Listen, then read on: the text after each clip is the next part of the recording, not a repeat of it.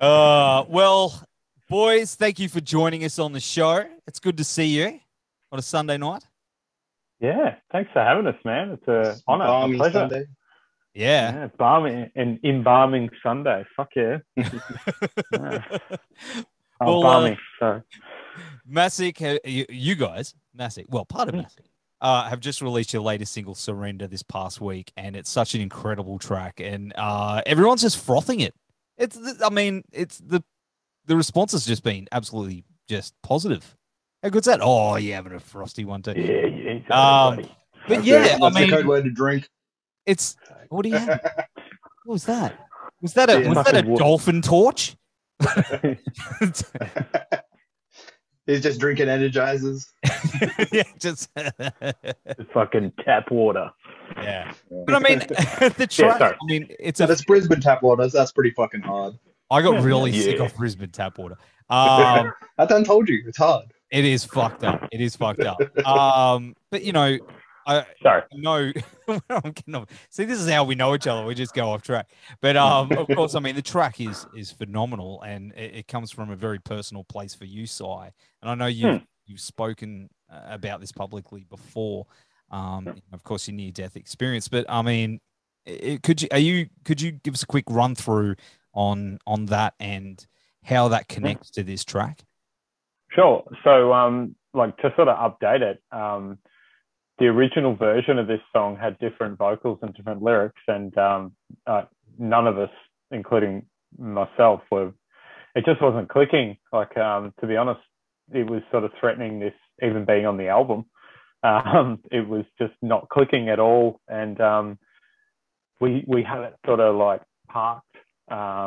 Just this track, Chris and I were, just something about it's just not working, and so I had my event happen with my open heart surgery, and I was just we reconvened, and I was able to still continue doing MASSIC, and all my medical people are happy for me to continue living normally, and so we had another bite at the track. So rewrote the lyrics, rewrote the vocals, and ended up with what we've got is Surrender. It had a different name as well. So it's a completely different layer on the top of what was already absolutely perfect. So I just got to have another bite at the apple in a really weird way. So it was quite the experience. And obviously writing it about something so personal, it was sort of, it's a bit of a closer. It's really, really good. It's sort of like, well, that song's about that. Now we can just have a fucking good time.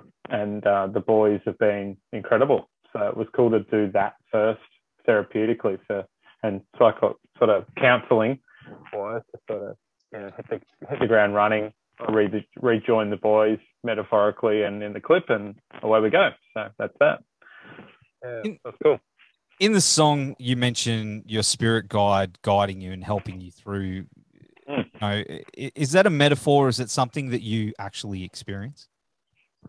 Yeah, definitely. I've worked with a lady. I've had some sessions with a lady that a dear friend of mine, Angus, got me onto, and she actually inadvertently named the song when we were talking about my experience, especially when I was about to go into surgery and how calm I felt.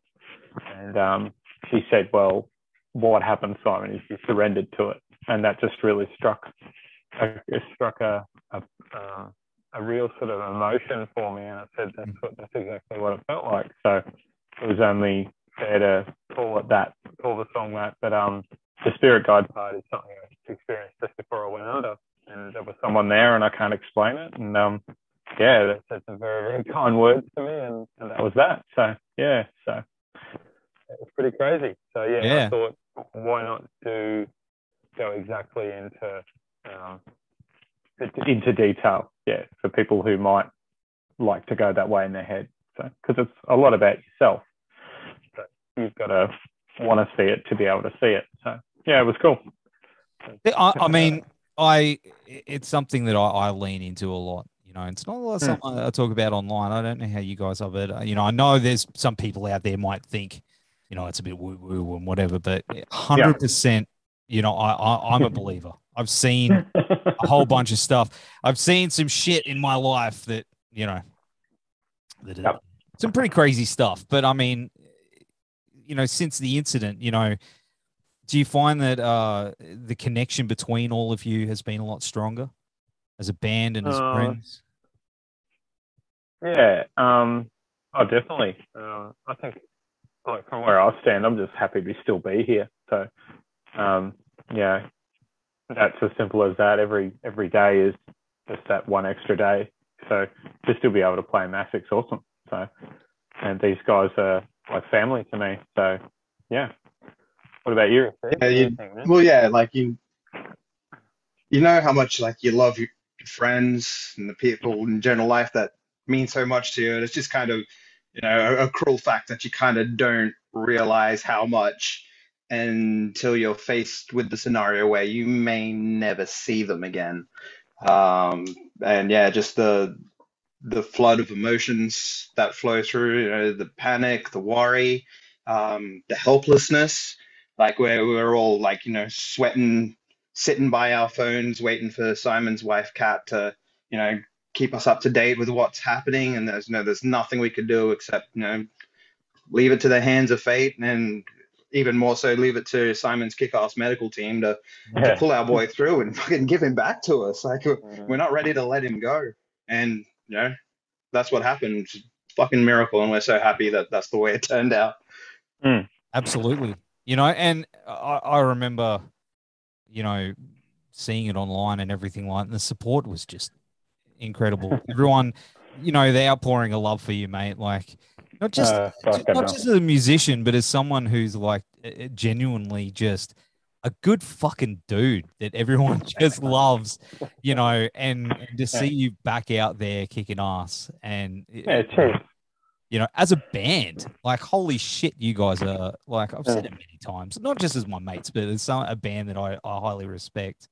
Like, you guys are fucking intimidating.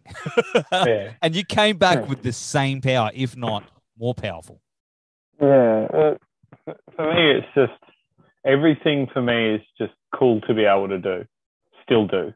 Yeah. And there is not a day that goes by where you go, thank fuck that worked the way it did. And as Rashid said, the fate of it, it's just really, really cool that we were able to continue as the five of us as it is, and to play again. You know, it's a bit limiting at the moment, but it's we're together and we can rehearse, and it's really fucking normal. That's the weird part. Yeah, which is cool. So, you know, I'm not disabled. So that's great. Yeah. So good. I'm very lucky. Yeah, I'm very lucky. Yeah. That's it. And I mean, the track was recorded and produced by Clint Vincent from Dead Letter Circus. And man, it sounds so fucking good. How was it for you guys working with him? Oh, he's a lovely dude. Yeah, just straight up, just a gangster with a heart of gold.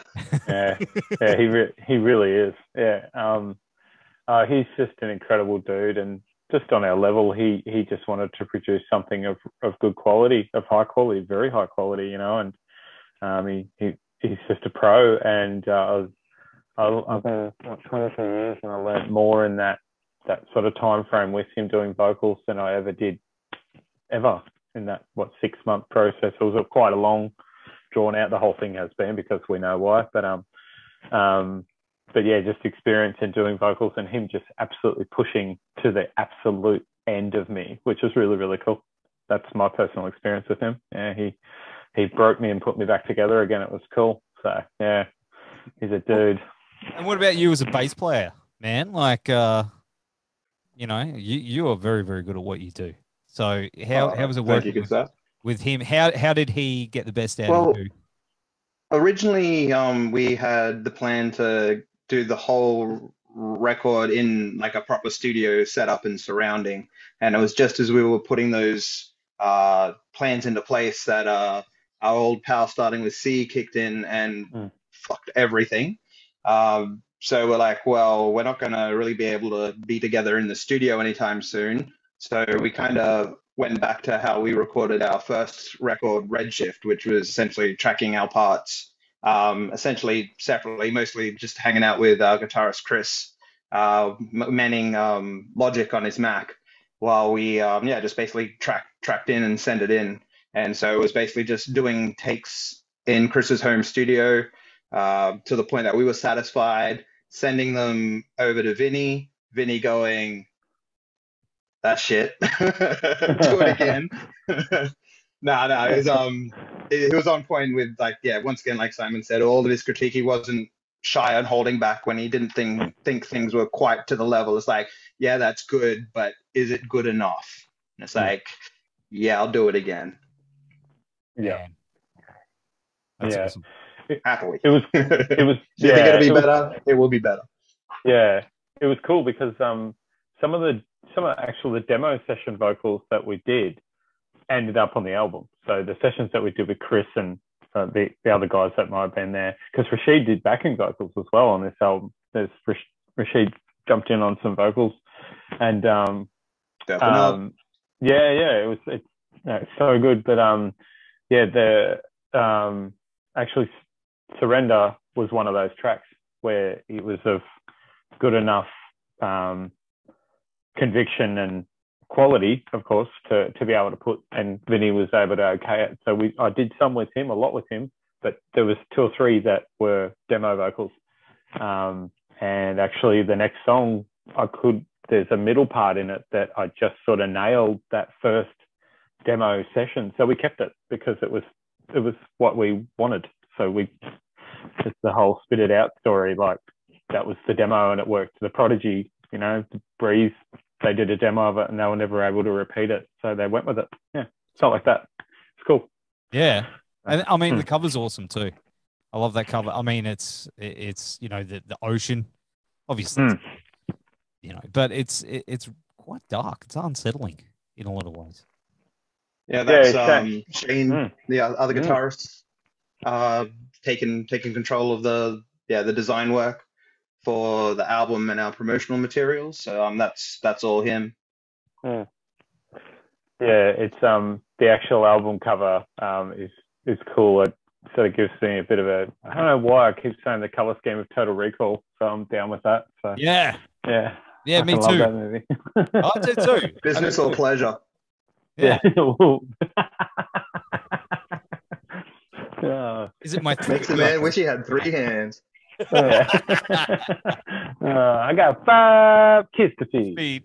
I still say that. I quote that movie so much and I don't even realize it. Like anytime I've got it in 2 weeks, I'm always like, 2 weeks. Yeah. Hauser. Yeah. What have you been feeding this? Blondes. Yeah. Well, I mean, you've got an album you're working on. Is that right? It's a full album? Yeah, man. That album is in the can. Diggity done. We've got a release date. What's the title? We're just sitting on it. We're just building that hype as best we can. Yeah. And then when we're ready to drop it, we'll let you know. Come on, mate. Super. Yeah. Come on. Looking for that Everblack exclusive? I want all the exclusives. Yeah. Come on. Give me a little hint. What's it start with? You say mid and I'll say yeah, Rashid. Oh, well. Hopefully. Yeah, hopefully. Okay. Yeah. The album's called Cognizant. Yeah. Yeah. Cognizant spelt with an A. Is it? So, yeah. Is that serious? Is it it's an in joke. It kept getting spelt wrong, but it's Cognizant. Yeah. Awesome. But yeah, we've got plans to release at least one more single, maybe a couple of perhaps lyric videos or something like that. So yeah, we've got a couple of things still in plan to drop before we do the album, so that we can build that hype. Yeah, absolutely. Yeah. What's the next single you're going to be dropping like? Is it along the same sort of lines, like lyrically? It has, is it a theme that's running through, your tracks? Yeah, it's actually about lucid dreaming, the song, basically. And the thought that it's an idea that sometimes your dreams are that good that you'd rather stay in them than be on Earth, and vice versa. You know, you'd rather, you know, a nightmare sucks, but then you're like, oh, it's only a dream. So I went on that tangent with that, and I've always laid in hope that there's life after death, but I don't know. So I thought you were just dreaming about Mars. Yeah, and helixes and cosmos. Yeah, sorry, I was throwing some lyrics in there, but it's personally for me, it's the next single is I've done 3 albums, just the third with MASSIC, 2 or 3 EPs over 22 years, and this is my favorite song that I've ever been a part of recording in that time, without a doubt. I love this song so much. Yeah. Oh man, I'm so keen to hear it. I'm so yeah, she pumps the ending in particular. Yeah. Is it spicy? Yeah. My favorite thing about my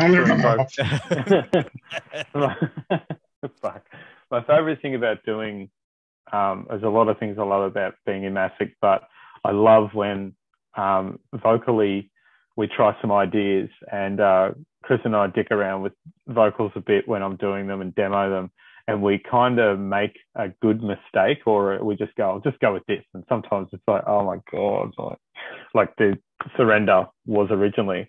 And for this song, we did a middle part and it just fucking worked. So, and then Rashid did some on it as well. It was cool. So, yeah, it worked. Bust out some sweet falsetto. Yeah, woo! Yeah, it's a little bit of singing, so it's cool. So, yeah. Yeah, that's awesome. That's awesome. Yeah. Well, I mean, this is a question. I mean, it's kind of the generic question, but you know, obviously, MASSIC has just sort of always been there in a lot of ways. You know, like you guys, you're such an important part of this scene. But how long you guys have you been together for? Do you include COVID years? No, that doesn't count. Well, kind of. Snap in the blip, man. But I mean, you know what I mean? Shit. There you go. 1 year. Mid to the end of 2015. Yeah. So what are we, 6 and a bit years? Yeah. So a little while now. We're like, you know, like that comfortable teddy now. You know, that pillow that you can always rely on. I guess I don't fucking know. Yeah, but it's that is the most metal description of a band I've ever fucking heard. I'm glad I'm in it. Yeah, teddy with blood on it, of course. Yeah. Fuck, man. Yeah. Bit of drawl. But I mean, how did you guys get together originally? I mean, you guys are such a, you know, I know it's a generic question, but I genuinely want to know, because it was like one day it was like, oh yeah, MASSIC. It's like you've always been there. It's like, I've got this story wrapped into about 90 seconds now. So okay. So Chris, start your stopwatch. Yeah. Chris and I's his son and my youngest daughter used to go to creche together, and he walked in. I'd never met him, and I was wearing my Pantera shirt, and he's like, "Yeah, g'day, mate. How are you? Nice shirt, mate. Fucking Pantera. Fuck yeah." And like, we're in a sign-in book, and there's just little people playing around everywhere. So, you know, metal dads. And I happened to meet him again at that same, a couple of weeks later, and he just got chatting about tunes, and he was writing some electronic music, and he liked metal. And at the time I was in another band, Evil Eye, and we needed a bass player, and just to fill in. So everyone knows who Evil Eye is, and we were doing that for a little while. And I left Evil Eye, and I was kind of done. I was like, I've been doing it forever. I'll just focus on some other things. And then a little while later, Chris was like, I've got these songs. I'm like, oh fuck, here we go. This. I've been in this. I've done this before, and I ended up in a band for 6 years. So I'm like, yeah, righto, send them over. And we had 2 songs, and they were really refreshing. You know, I wasn't really doing anything for a little while there, and they were just sounded really, really cool. I really liked the tracks. So we went to Vice Studios, Cam's Vice Studios there, and laid down some vocals. One of those songs ended up on Redshift. called Defeated, and the other song went by the wayside. But and then we had another drummer for a while, and our original bass player Ricky, who was in the Black Swan, who named MASSIC, he moved to Mackay, and so actually we got Shane in. That was weird how Shane came in, because I was trying out for his old band, but it just didn't work out. I never actually got to them, and we put an ad on Facebook, and Shane popped up. And he's like, "Oh, I'm in Storm Messenger." I'm like, "Oh, I was going to try out for those guys." He's like, "I'll try it for your band." Okay. And then Ricky left the band and moved to Mackay, and Shane knew this guy that was in this crazy band called Dr. Parallax. And I'd actually seen Dr. Parallax play. Yeah, I'd seen Dr. Parallax play at a zombie walk years ago. And I was like, "Oh, is that fucking that guy? Shit. Oh, no way. Sweet." And yeah, you've been in the band for ages now. Hey, Rashid, like 4 or 5 years? Yeah, something like that. It's just flown by. And so I'd known Shane for a few years, and we connected at a job we both worked at previously due to metal, and stayed in touch and continued our friendships over metal. And he gave me a call up one day saying, the bass player Ricky's got to leave MASSIC, and we've got gigs lined up. Is there any chance you could fill in? And Parallax was just taking a little bit of a break at the time. So I'm like, "Hey, dude, you've got me at a good time. Yeah, I'll come and learn these tracks and play these gigs with you." So learned them and played the gigs, and then met Cy and Chris and Al, and just immediately got on with them. It was just like instant connection with everyone in that band. Played the gigs, and then at the end they basically turned around and said, "Hey, Rashid, do you want to actually join the band now?" I'm like, "Well, shit, I already know how to play the songs." Yeah, it was cool. And the cool part with Al, our drummer, Alan Marhood, was he actually played on Redshift, our first album. He played drums on that, because we didn't have a drummer at the time. And then just before we really started the process of Cognizant, we didn't have a drummer again. So Al could not only record that album, but he actually joined the band. So it was kind of always, and well, it ended up being inevitable that Al would join. So it was like, on all accounts, I was like, "Fuck yeah, you know, yeah." The whole rhythm section, I was like, "Fucking sweet, yeah." That's awesome. That's awesome. Yeah. So that's that. It's always like Ricky's always been around. I think he recorded with Chris a couple of times, but he guessed on the album. We better make sure he's in the liner notes. Yeah. He was on Assimilate. Yeah, the first single, isn't he? Yeah. So. I'm only on that track for like 2 seconds. I did 2 overdubs of like bass slides or something. Yeah, and the rest all Ricky. Yeah. Well, yeah. So he's always been just around. So, but that's how it come together, and it's been just that slow build. Yeah. So. And here we are, like here we are. You know. Just living. The most intimidating fucking live band on the scene today. Like you guys, like, you're all lovely people, but you genuinely scare me. Like, I'm like, these guys are fucking so intimidating. And then this is from you, Nev, who turns into an absolute beast, man. Yeah. Every time you hit the goddamn stage. I'll never ever, man. Exactly. I love it. I love everything you guys do, and of course, I mean, you guys have some shows coming up, like Wallapalooza and Halloween Hysteria. Both, man, you guys. We played a show together a couple of months ago. So, but this is, obviously, again, how's it feeling getting into this year with everything going on, and then, finally getting to play some fucking shows. We'll see how we go. I won't believe it until I'm standing on that stage with a mic in my hand, and unfortunately, that's the state of things right now. It's like I'm packing your gear in the car, and you're still like, "Is this show happening?" Yep. Man, it's exciting though. It's really, really exciting. Oh yeah, we want to fucking play them. Don't get me wrong, we want to play them. Hanging. So, I mean, obviously, you've played some kick-ass shows over the years. What's been the best one so far? Oh, fuck. You go first, Rashid. I'll have a think. I'm going to throw you on. Dead of Winter a few years ago. Yeah. That's got to be one of my favorite shows that we played. Like we were the second or third band on the day, and the place was already going bugging mental. And so we just picked up that energy and just threw it back even more. And it was a beautiful, beautiful set. Just a bit of a shame that Shane wasn't able to join us with that one. But we had our mate Dave fill in for us, and he had a ball as well. His beautiful hair. Oh, so hopefully we can get back on Dead of Winter if and when it returns. And get Shano with us on a Dead of Winter set, because that was sick. Yeah, man. I remember like that stage was really slippery.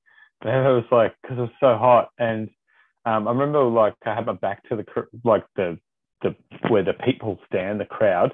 And I say it like that because I remember the little people. I remember turning around and going, holy fuck, this, like, it was packed, but we were just on a really good stage in a really cool bar, because like the outside bar. Yep. And I'll never forget. That was fucking insane. But the first Walla for me was really, really cool too, because it was a floor show, and that I've had shit knees forever, and but the floor show was. Yeah, I think that's where we got the photo. You, Nev, you, me, and Scott. Yeah. That's the one. That was a fucking great show. That was a really, really good show. And there's Zoom's coming on. I don't know if you guys can see it. It's telling me that, I have 10 seconds to comply. So kick us off. Fuck's ticking, dude. Yeah, it does that. Come on, Zoom. Yeah, I don't want to do that. Yeah. But there's a really cool video of because I did a crowd surf for a run up and jumped off the foldback during one of our songs off Redshift, and there's a really good video of like everyone caught me, and Paul Moss, Scott's brother, the manager of Minus Live, he's just like, I'll do it so you guys can see. He sort of looks back and he's like, it's like success. He was like a little kid, man. It was. I've still got it on my phone, and he's just like, he landed it, yay! Yeah. Wait, shout out to if they were Scotty and Paul. Good dudes. Yeah. Good dudes. Dudes. They are. Oh, you're good dudes. Hell yeah. Salt of the earth, those boys. Yeah. Yeah. So what else you have coming up? What's what else is on the cards? Recording and album and more shows. Maybe some shows with old Snack Mountain, old pal Snack. Oh, yeah. Well, obviously we'll try and sort out an album launch and a run of shows or something. Yeah, we'll just see how it all pans out. Yeah. Sorry, I just quoted Minus Life lyrics. I've fucking got stuck now. So we'll just see what happens. Hey, that's all you can do. We'll try and get a plan together, drop the album. That'd be a good start. So yeah, man, we'll see how we go. Absolutely, absolutely hang. See what the world gets to offer us after that. Yes. I reckon we'll get through. I reckon this year's the year we'll get through it. I think it's gonna. We're on the way out. I think. Yeah, that or we just play Woolworths car parks for fuck. Hey man, I'd be totally cool with that. I'll play anywhere. I don't care. What's we've been through it, man. What's next? Russia coming, and China World War III. We'll still play. We'll play. I don't know if I want to save Vladimir Putin on Zoom. That seems scary to me. I think he's about to come in now. He's like, "What are you doing?" I don't know. You're asking tracked. But now we're on the watch list. Hey, we ain't going to Russia now. Anyway, fucking hell. I don't know. It's late. I've only halfway through this beer, and it's Is it a Russian beer? No, it's German. I think. I don't know. Oh, okay. One. Yeah. I bought this. It was like $20 for a carton, and it was pretty good. Okay. Is that so you can tell the missus, hey, I'm only having one? Yeah. Yeah. One big one. Yeah. That's it, eh? I'm just having another one. Yeah. Yeah. Tasty. Had one, then I had another one. Yeah, it's lower calorie. Okay, nice. So I can drink more. How many calories? One. Yeah. One is the lowest number. One. Yeah. Fuck.